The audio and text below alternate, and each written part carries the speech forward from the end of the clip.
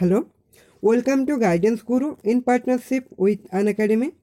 তো তোমরা সকলেই জানো যে আর কয়েকদিনের মধ্যেই কিন্তু ডাব্লিউবিপি কনস্টেবল এবং ডাব্লিউবিপি যে এসআই এইগুলোর কিন্তু অফিসিয়াল যে নোটিফিকেশান এগুলো পাবলিশ হয়ে যাবে। এবং তোমরা আশা করি সকলেই জানো যে আপকামিং কিছুদিনের মধ্যেই ডাব্লিউবিপি কনস্টেবল এবং এই ডাব্লিউবিপি এসআই এই দুটো মিলে একটা হিউজ পরিমাণ ভ্যাকেন্সির উপর কিন্তু ফর্ম ফিল আপ তোমাদের শুরু হয়ে যাবে। তো এই ডাব্লিউবিপি এক্সামের কথা মাথায় রেখেই আমরা প্রতি বৃহস্পতি শুক্র শনি এই 3 দিন সন্ধ্যে 7টার সময় ডাব্লিউবিপির যে সমস্ত প্রিভিয়াস ইয়ার কোশ্চেন আছে সেগুলো তোমাদের সঙ্গে আলোচনা করব এবং পরবর্তী ক্ষেত্রে মোস্ট যে ইম্পর্টেন্ট কোশ্চেনগুলো আছে যেগুলো ডাব্লিউবিপিতে আগে এসেছে বা নেক্সট এক্সামে আসতে পারে সেই সমস্ত কোশ্চেনগুলো আমরা ধীরে ধীরে আলোচনা করব। তো আমি অপূর্ব ধর আজকে তোমাদের এই ডাব্লিউবিপির উপর বেস করে যে ক্লাসটি শুরু হচ্ছে তার ফার্স্ট ক্লাসটি শুরু করব। তার আগে তোমাদের বলে রাখি আনএকাডেমি হলো ভারতবর্ষের একটি অনলাইন লার্জেস্ট লার্নিং প্ল্যাটফর্ম, যেখানে তোমরা সমস্ত কম্পিটিটিভ এক্সামের জন্যই বাড়িতে বসেই প্রিপারেশন পেয়ে যাবে। তো তোমরা যারা এখনও পর্যন্ত আনএকাডেমি জয়েন করোনি তারা অবশ্যই আনএকাডেমি জয়েন করে যাও।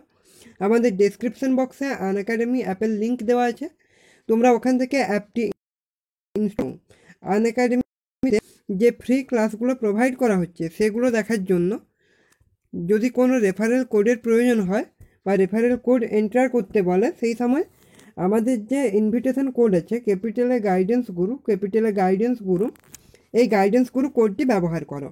এটা ব্যবহার করলেই কিন্তু তোমরা আনএকাডেমির ক্লাসগুলি ফ্রি অফ কস্ট দেখতে পাচ্ছ।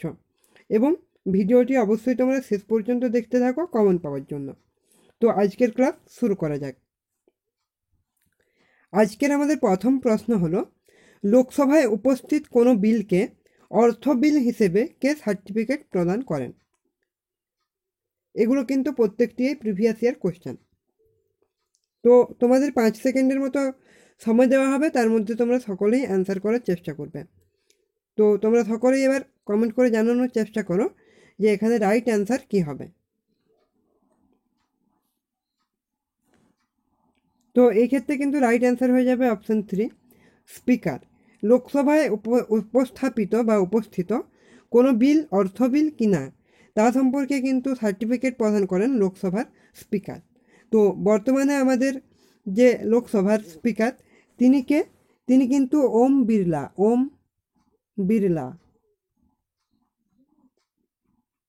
এবং এটা আমাদের লোকসভাটা কততম লোকসভা? তা কিন্তু 17তম লোকসভা, 17th লোকসভা। এবং স্পিকার হলেন ওম বিড়লা।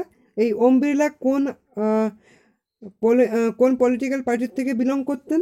তিনি কিন্তু বিলং করতেন বিজেপির থেকে, অর্থাৎ ভারতীয় জনতা পার্টির থেকে কিন্তু তিনি বিলং করতেন। ক্লিয়ার? নেক্সট, গ্রহের গতি সংক্রান্ত সূত্রের ধারণা কে দেন? তো তোমরা প্রত্যেকেই অ্যান্সার দেখতে পাচ্ছ। তো এই ক্ষেত্রে কিন্তু রাইট অ্যান্সার হয়ে যাবে অপশান 1 কেপলার। গ্রহের গতি সংক্রান্ত সূত্রের ধারণা দেন কিন্তু কেপলার। নেক্সট, ফ্যারাডের সূত্র নিম্নলিখিত কিসের সঙ্গে সম্পর্কিত? এটাও কিন্তু একটা অত্যন্ত গুরুত্বপূর্ণ প্রশ্ন। তো তোমরা সকলেই অ্যান্সার জানানোর চেষ্টা করো। তো এই ক্ষেত্রে কিন্তু আমাদের রাইট অ্যান্সার হয়ে যাবে অপশান 1 তড়িৎ বিশ্লেষণ। অর্থাৎ মাইকেল ফ্যারাডে তিনি কিন্তু তড়িৎ বিশ্লেষণ সম্পর্কে সূত্র প্রদান করেছিলেন। আমার নেক্সট কোশ্চেন, কোন ব্যাটসম্যান প্রথম টেস্ট ক্রিকেটে 400 রান অর্জন করেন? এটাও কিন্তু একটা গুরুত্বপূর্ণ প্রশ্ন। তো তোমরা প্রত্যেকেই অ্যান্সার করো। এখানে কিন্তু রাইট অ্যান্সার হয়ে যাবে অপশান 1 ব্রায়ান লারা। এই ব্রায়ান লারাই কিন্তু প্রথম টেস্ট ক্রিকেটে 400 রান অর্জন করেছিলেন। এবার আমরা যদি ব্রায়ান লারা সম্পর্কে একটু ইনফরমেশানগুলো দেখে নিই। তোমরা ডান দিকে ব্রায়ান লারার ইমেজ দেখতে পাচ্ছ। তো তিনি কবে জন্মগ্রহণ করেন? তিনি জন্মগ্রহণ করেন 2 মে 1969, অর্থাৎ কারেন্ট এজ 51 ইয়ার্স। এবং তিনি টেস্ট ক্রিকেটে প্রথম তার অভিষেক কোথায় হয় 6ই ডিসেম্বর 1990 এবং তা পাকিস্তানের বিরুদ্ধে। এবং তিনি শেষ টেস্ট ক্রিকেট খেলেন 27 নভেম্বর 2006, 27 নভেম্বর 2006, অর্থাৎ প্রায় 16 বছর। এবং এখানে একটা লক্ষণীয় বিষয় হলো তার টেস্টে অভিষেক এবং শেষ টেস্ট ম্যাচ দুটোই কিন্তু পাকিস্তানের বিরুদ্ধে। এটা কিন্তু অনেক সময় কোশ্চেন আসতেও পারে। এবং তার ওডিআইয়ে যে অভিষেক কবে 9ই নভেম্বর 1990 এবং লাস্ট ওডিআই কবে খেলেন তিনি 21শে এপ্রিল 2007, 21শে এপ্রিল 2007। এবং সেটা কার বিরুদ্ধে? সেটা কিন্তু ইংল্যান্ডের বিরুদ্ধে। এবং তিনি প্রথম ওডিআই খেলেন পাকিস্তানের বিরুদ্ধে। নেক্সট, একটি তড়িৎ চৌম্বক হলো, অর্থাৎ একটি ইলেকট্রিক্যাল ম্যাগনেট, এটা কী রকমের চৌম্বক তা এখানে তোমাদের বলতে হবে।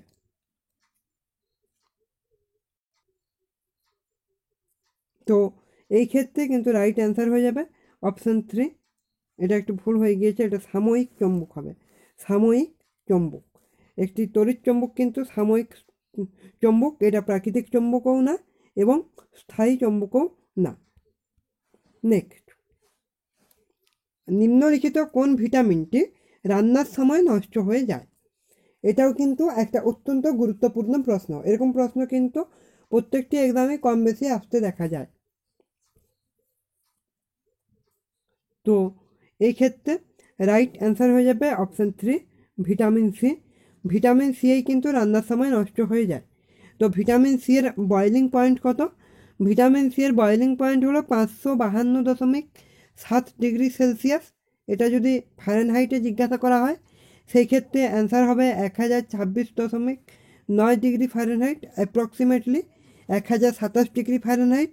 এবং এর যদি মেল্টিং পয়েন্ট দেখি আমরা, তো সেই ক্ষেত্রে ভিটামিন সি এর মেল্টিং পয়েন্ট হয়ে যাবে 190 ডিগ্রি থেকে 192 ডিগ্রি সেলসিয়াস বা 374 থেকে 378 ডিগ্রি ফারেনহাইট। 374 থেকে 378 ডিগ্রি ফারেনহাইট। ক্লিয়ার? নেক্সট, হিমোগ্লোবিনের মুখ্য উপাদান কোনটি? এটাও কিন্তু অত্যন্ত গুরুত্বপূর্ণ একটি প্রশ্ন। তোমরা সকলেই অ্যান্সার কমেন্ট করে জানানোর চেষ্টা করো।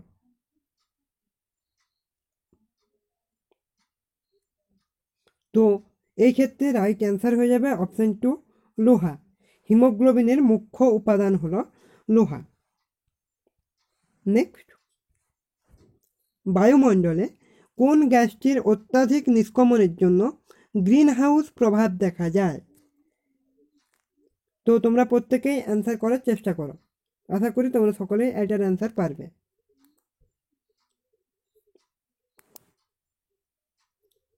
তো এই ক্ষেত্রে রাইট অ্যান্সার হয়ে গেল অপশান 1, কার্বন ডাই অক্সাইড। বায়ুমণ্ডলে কার্বন ডাই অক্সাইডের অত্যাধিক নিষ্কাশনের জন্যই গ্রিন হাউস এফেক্ট দেখতে পাওয়া যায়। এক্ষেত্রে তোমাদের হোমওয়ার্ক হলো আমাদের বায়ুমণ্ডলে কার্বন ডাই অক্সাইডের পরিমাণ কত পার্সেন্ট তা তোমরা কমেন্ট বক্সে কমেন্ট করে জানানোর চেষ্টা করবে। লাইভ চ্যাটে নয়, কমেন্ট বক্সে তোমরা কমেন্ট করে জানানোর চেষ্টা করবে যে বায়ুমণ্ডলে কার্বন ডাই অক্সাইড গ্যাসটির পরিমাণ কত। নেক্সট, 0 ডিগ্রি সেলসিয়াসে শূন্য মাধ্যমে বায়ুর বেগ কত? এটাও কিন্তু অত্যন্ত গুরুত্বপূর্ণ একটি প্রশ্ন। এখানে তোমাদের বলতে হবে 0 ডিগ্রি সেলসিয়াস শূন্য মাধ্যমে বায়ুর বেগ কত হবে। তো এই ক্ষেত্রে রাইট অ্যান্সার হয়ে যাবে অপশান 3, 0 মিটার পার সেকেন্ড, অর্থাৎ বায়ুর বেগ এখানে হয়ে যাবে 0। নেক্সট, নায়াগ্রা জলপ্রপাত কোথায় অবস্থিত? এটাও আশা করি তোমরা সকলেই অ্যান্সার করতে পারবে। তো তোমরা যারা অ্যান্সার করতে পারবে তারা কমেন্ট বক্সে অ্যান্সার জানানোর চেষ্টা করো। তো এখানে রাইট অ্যান্সার হয়ে যাবে অপশান 4, আমেরিকা। নায়াগ্রা জলপ্রপাত আমেরিকাতে অবস্থিত। আমরা যদি আমেরিকা সম্পর্কে একটু ডিসকাশন করি সেই ক্ষেত্রে আমরা দেখব যে আমেরিকার যে রাজধানী তা হলো ওয়াশিংটন ডিসি এবং আমেরিকার যে কারেন্সি তা কিন্তু ডলার। এখানে তোমরা আর একটা হোমওয়ার্ক পেয়ে যাচ্ছ। আমেরিকাতে তোমরা জানো সকলেই যে সদ্য নতুন একজন ডোনাল্ড ট্রাম্পের পদে স্থলাভিষিক্ত হয়েছেন, অর্থাৎ নতুন প্রেসিডেন্ট রূপে শপথ গ্রহণ করেছেন। তো এখানে তোমরা তার নাম কমেন্ট করে জানাবে। নেক্সট আমরা যদি এখানে নায়াগ্রা ফলসের একটু ডিটেলস দেখি, তা হলো এর লোকেশন হলো border of Ontario, Canada, new York and United state. এই তিনটে জায়গাতেই কিন্তু নায়াগ্রা ফলসের লোকেশন আছে। এবং এর যে টোটাল হাইট কত, 167 ফিট। এবং এর নাম্বার অফ ড্রপস কত, 3। এবং এর যে অ্যাভারেজ ফ্লো রেট তা কিন্তু তোমরা এখানে দেখতে পাচ্ছ। আমাদের পরবর্তী প্রশ্ন হলো, ক্ষেত্রফলের ভিত্তিতে পৃথিবীতে ভারতের স্থান কত? এটাও কিন্তু একটা গুরুত্বপূর্ণ প্রশ্ন। ক্ষেত্রফলের ভিত্তিতে পৃথিবীতে ভারতের স্থান কত তা তোমাদের এখানে বলতে হবে। তো এই ক্ষেত্রে রাইট অ্যান্সার হয়ে যাবে অপশন 3, সপ্তম। ক্ষেত্রফলের ভিত্তিতে পৃথিবীতে ভারতের স্থান হলো সপ্তম। নেক্সট, ঝাবুয়া উপজাতি কোন রাজ্যের উপজাতি? তোমরা যদি লক্ষ্য করো তাহলে কিন্তু দেখবে প্রত্যেকটি এক্সামে আমাদের যে এই উপজাতি আছে, এই উপজাতি নিয়ে কিন্তু একটা প্রশ্ন আসেই। তো এখানে তোমরা বলো ঝাজুয়া কোন রাজ্যের উপজাতি?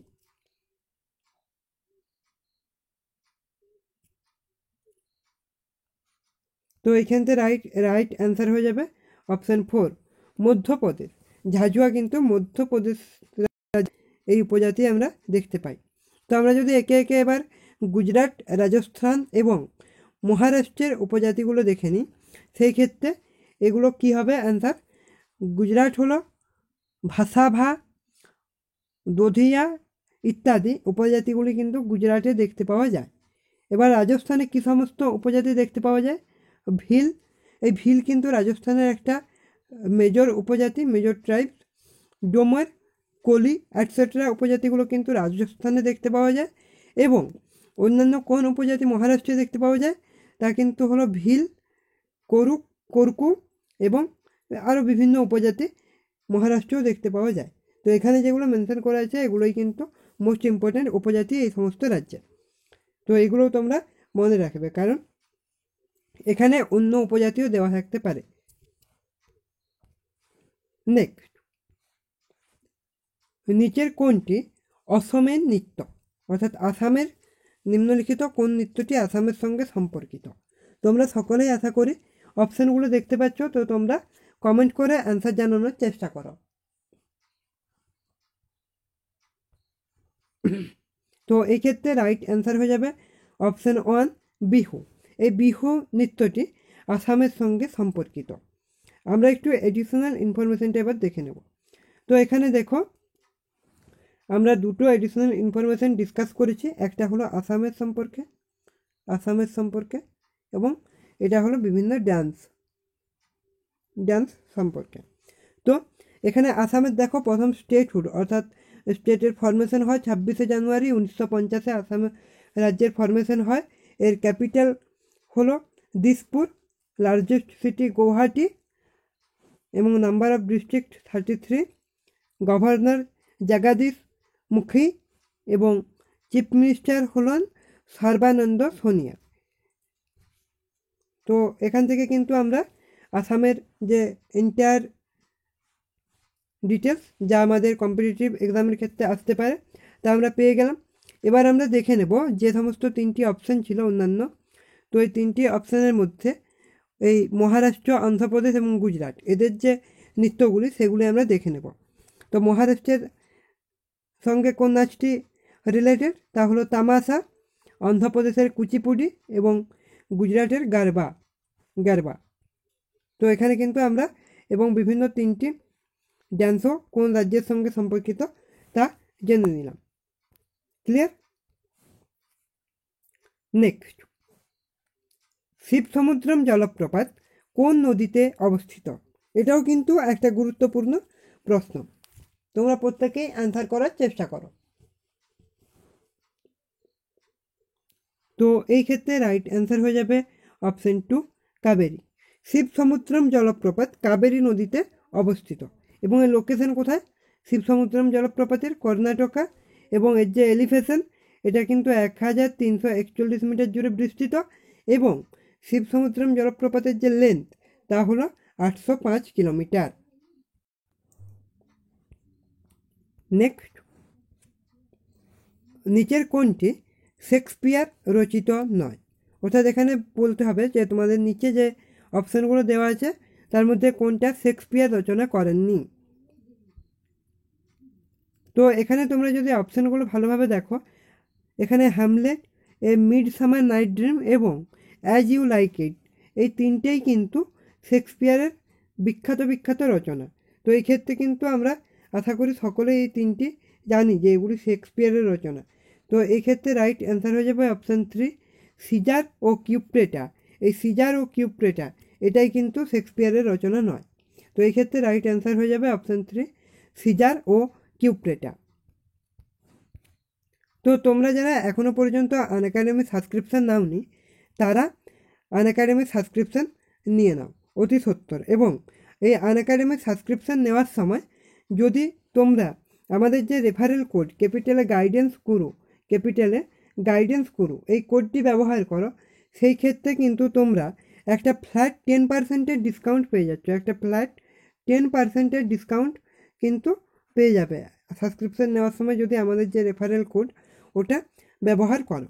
তো তোমরা কিন্তু এই আনএকাডেমিতে একসাথে 1 মাস, 3 মাস, 6 মাস, 12 মাস এবং 24 মাসের একসাথে সাবস্ক্রিপশান নিতে পারো। তো আমরা পরের ক্লাসে সাবস্ক্রিপশানের চার্টটা দিয়ে দেবো, আজকে সাবস্ক্রিপশানের চার্টটা দেওয়া হয়নি। তো আবার কোশ্চেনে ফেরা যাক। নেক্সট, দেওয়ানি প্রথা বাংলায় কবে শুরু হয়? এটাও কিন্তু একটি গুরুত্বপূর্ণ প্রশ্ন। দেওয়ানি প্রথা বাংলায় কবে শুরু হয়? তো তোমরা প্রত্যেকেই অ্যান্সার করার চেষ্টা করো। এখানে কিন্তু রাইট অ্যান্সার হয়ে যাবে অপশান 1 1765। বাংলায় কিন্তু দেওয়ানি প্রথা শুরু হয় 1765 খ্রিস্টাব্দ থেকে। নেক্সট, ডেকান ট্রপ অঞ্চলটি কী ধরনের অঞ্চল? এখানে তোমাদের তা বলতে হবে। তোমরা অপশানগুলো ভালোভাবে দেখে নাও, তারপর প্রত্যেকেই অ্যান্সার করার চেষ্টা করো। তো এই ক্ষেত্রে রাইট অ্যান্সার হয়ে যাবে অপশান 2, অর্থাৎ ডেকান ট্রপ অঞ্চলটি একটি লাভা গঠিত মালভূমি অঞ্চল। লাভা গঠিত মালভূমি অঞ্চল হলো ডেকান ট্রপ। নেক্সট, চতুর্থ বৌদ্ধ সম্মেলন কার আমলে হয়? এটাও কিন্তু একটা গুরুত্বপূর্ণ প্রশ্ন। তো তোমরা প্রত্যেকেই অ্যান্সার করার চেষ্টা করো। এখানে কিন্তু রাইট অ্যান্সার হয়ে যাবে অপশন 3 কনিষ্ক। চতুর্থ বৌদ্ধ সম্মেলন হয় কনিষ্কের সময় এবং সেটা কত 78 খ্রিস্টাব্দে 78 খ্রিস্টাব্দ। তো আমরা এবার একটু এডিশনাল ইনফরমেশনটা দেখে নেব। এখানে আমরা 4টি বুদ্ধ সম্মেলন এবং তাদের ইয়ার, ভ্যানু, চেয়ারম্যান এবং কোন রাজার সময় হয় তা ডিসকাস করেছি। তো তোমরা একটু ভালোভাবে খেয়াল করো। প্রথম বৌদ্ধ সম্মেলন হয় 483 খ্রিস্টপূর্বাব্দে এবং এটির ভেন্যু কোথায়? এটির ভেন্যু হলো রাজগৃহ বা রাজগীর। এবং এটির চেয়ারম্যান কে ছিলেন? এটির চেয়ারম্যান ছিলেন মহাকাশ্যপ এবং সেই সময় কার সময় হয়? তা হয় অজাতশত্রুর সময়। এবার দ্বিতীয় বৌদ্ধ সম্মেলন। দ্বিতীয় বৌদ্ধ সম্মেলন কখন হয়? তা হলো 383 খ্রিস্টপূর্বাব্দে, অর্থাৎ প্রথম বৌদ্ধ সম্মেলনের 100 বছর পর। তা কোথায় হয়? বৈশালীতে। এবং এর চেয়ারম্যান কে ছিলেন? সবাকামি। এবং এটি কার সময় হয়?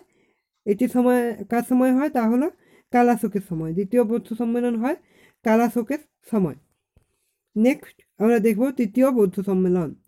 তৃতীয় বৌদ্ধ সম্মেলন কখন হয়? 250 খ্রিস্টপূর্বাব্দে, অর্থাৎ দ্বিতীয় বৌদ্ধ সম্মেলনের 133 বছর পর তৃতীয় বৌদ্ধ সম্মেলন হয়। এটা কখন কোথায় হয়? পাটলিপুত্রে।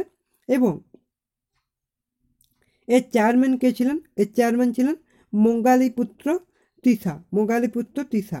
এবং এই তৃতীয় বৌদ্ধ সম্মেলন কার সময় হয়? অশোকের সময় এবং এই চতুর্থ বৌদ্ধ সম্মেলন এটা কখন হয়? এটা হয় 72 খ্রিস্টপূর্বাব্দে এবং এটার ভেন্যু কোথায়? কুণ্ডলভান অর্থাৎ কাশ্মীর এবং এর চেয়ারম্যান কে ছিলেন? বসুমিত্র এবং এটি কার সময় হয়? এটি হয় কনিষ্কের সময়। তো তোমরা এখান থেকে বিভিন্ন বৌদ্ধ সম্মেলন এবং তার যে ভেন্যু, চেয়ারম্যান এবং কোন রাজার সময় হয় বা কোন সম্রাটের সময় হয় তা তোমরা জেনে নিলে। এগুলো কিন্তু মনে রাখবে, কারণ 4টি বৌদ্ধ সম্মেলনেই অত্যন্ত গুরুত্বপূর্ণ। নেক্সট, চেঙ্গিস খাঁ কবে ভারত আক্রমণ করেন? তোমরা প্রত্যেকেই অ্যান্সার করার চেষ্টা করো। তো এই ক্ষেত্রে রাইট অ্যান্সার হয়ে যাবে অপশান 1, 1221 খ্রিস্টাব্দে। নেক্সট, জলে লবণ মেশালে জলের স্ফুটনাঙ্ক কী হয়? এটাও কিন্তু একটি গুরুত্বপূর্ণ প্রশ্ন, তোমরা সকলেই হয়তো অ্যান্সার করতে পারবে। তো তোমরা প্রত্যেকেই অ্যান্সার করার চেষ্টা করো। তো এই ক্ষেত্রে রাইট অ্যান্সার হয়ে যাবে অপশান 1, বৃদ্ধি পায় স্ফুটনাঙ্ক, অর্থাৎ জলে লবণ মেশানোর ফলে জলের স্ফুটনাঙ্ক বৃদ্ধি পায়। নেক্সট, উবের কাপ কোন খেলার সঙ্গে যুক্ত? এটাও কিন্তু একটা গুরুত্বপূর্ণ প্রশ্ন। তো এই ক্ষেত্রে রাইট অ্যান্সার হয়ে যাবে অপশান 3, ব্যাডমিন্টন। উবের কাপ কিন্তু ব্যাডমিন্টন খেলার সঙ্গে যুক্ত। নেক্সট, বায়ুমণ্ডলে কোন স্তরটি সবচেয়ে কাছে অবস্থিত? এটাও কিন্তু একটি কমন প্রশ্ন, এটা আসতেই পারে যে কোনো এক্সামে। তো তোমরা প্রত্যেকেই অ্যান্সার করার চেষ্টা করো। তো এখানে রাইট অ্যান্সার হয়ে যাবে অপশান 1, ট্রপোস্ফিয়ার। তো আমরা যদি বায়ুমণ্ডলের বিভিন্ন স্তরটা দেখে নিই, তোমরা দেখো প্রথমেই কিন্তু আছে ট্রপোস্ফিয়ার, এটা 0 থেকে 12 কিলোমিটারের মধ্যে আছে এবং তারপর আছে ওজোন লেয়ার, যা 20 থেকে 30 কিলোমিটারের মধ্যে আছে ওজোন লেয়ার। তারপর স্ট্র্যাটোস্ফিয়ার, তারপর মেসোস্ফিয়ার, তারপর থার্মোস্ফিয়ার এবং তারপর হলো এক্সোস্ফিয়ার। নেক্সট, কোন চোল সম্রাট তার নৌ সাম্রাজ্যের জন্য বিশেষ খ্যাতি পেয়েছিলেন? তোমরা প্রত্যেকেই অ্যান্সার করার চেষ্টা করো।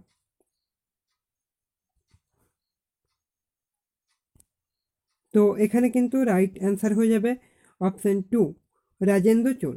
রাজেন্দ্র চোলই কিন্তু তার নৌ সাম্রাজ্যের জন্য বিশেষ খ্যাতি অর্জন করেছিলেন। আমাদের নেক্সট কোশ্চেন, ডিএনএ থেকে এমডিএনএ সৃষ্টিকারী প্রক্রিয়াকে কী বলা হয়? এটাও কিন্তু একটা গুরুত্বপূর্ণ প্রশ্ন, হয়তো একটু টাফ হয়ে গিয়েছে, কিন্তু এইগুলো কিন্তু সমস্তই প্রিভিয়াস ইয়ার কোশ্চেন থেকে নেওয়া। তো এই ক্ষেত্রে রাইট অ্যান্সার হয়ে যাবে অপশান 3, ট্রান্সক্রিপশান।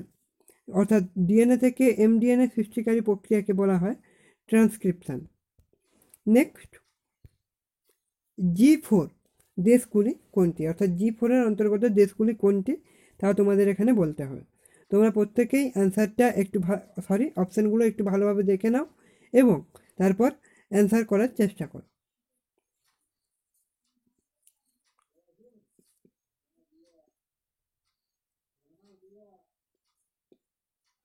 তো এই ক্ষেত্রে রাইট অ্যান্সার হয়ে যাবে অপশান 1, ইন্ডিয়া, ব্রাজিল, জার্মানি এবং জাপান। এই 4টি দেশেই কিন্তু G4-এর অন্তর্গত। নেক্সট, কল্লোল নাটকটির লেখক কে? এটাও কিন্তু একটা মোস্ট ইম্পর্ট্যান্ট প্রশ্ন। তো তোমরা প্রত্যেকেই অ্যান্সার করো। এক্ষেত্রে রাইট অ্যান্সার হয়ে যাবে অপশান 3, উৎপল দত্ত। কল্লোল নাটকটির রচয়িতা হলেন উৎপল দত্ত। নেক্সট, ভারতের মধ্যভাগ দিয়ে কোন রেখা গিয়েছে? তো এক্ষেত্রে আমাদের রাইট অ্যান্সার হয়ে যাবে অপশান 1, কর্কটক্রান্তি রেখা। ভারতের মধ্যভাগ দিয়ে কর্কটক্রান্তি রেখা গিয়েছে।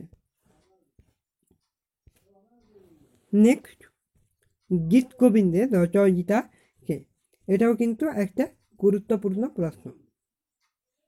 বিভিন্ন পরীক্ষাতে এই প্রশ্ন এসেছে আমরা দেখেছি। তো এই ক্ষেত্রে রাইট অ্যান্সার হয়ে যাবে অপশান 1 জয়দেব।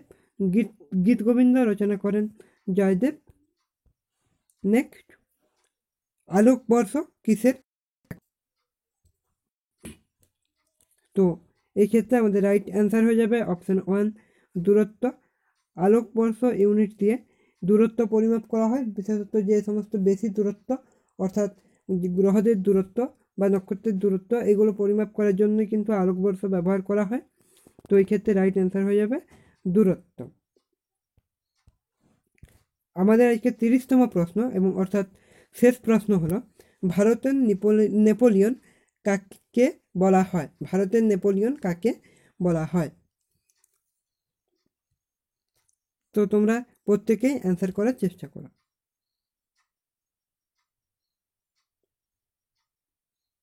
তো এই ক্ষেত্রে রাইট অ্যান্সার হয়ে যাবে অপশান 1 সমুদ্রগুপ্ত। ভারতের নেপোলিয়ন বলা হয় সমুদ্রগুপ্তকে। তো ভারতের নেপোলিয়ন সমুদ্রগুপ্তকে কেন বলা হয়?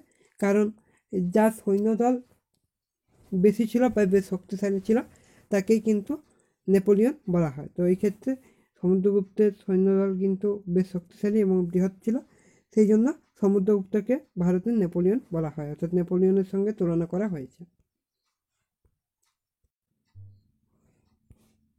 তো থ্যাংক ইউ গাইস, এই ছিল আমাদের মোস্ট ইম্পর্ট্যান্ট 30টি এমসিকিউ। আজকের ক্লাস এখানেই শেষ করছি। যদি ভিডিওটি ভালো লেগে থাকে অবশ্যই ভিডিওটি লাইক করো এবং নিজের বন্ধুদের মধ্যে শেয়ার করতে থাকো, এবং যদি চ্যানেলে নতুন হও চ্যানেলটি সাবস্ক্রাইব করে দিয়ে নোটিফিকেশান বেলে প্রেস করে নোটিফিকেশানটি অল করে রাখো, যাতে আমাদের সমস্ত ভিডিওর আপডেট সব থেকে আগে তোমাদের কাছে এসে পৌঁছয়। Thank you, stay tuned.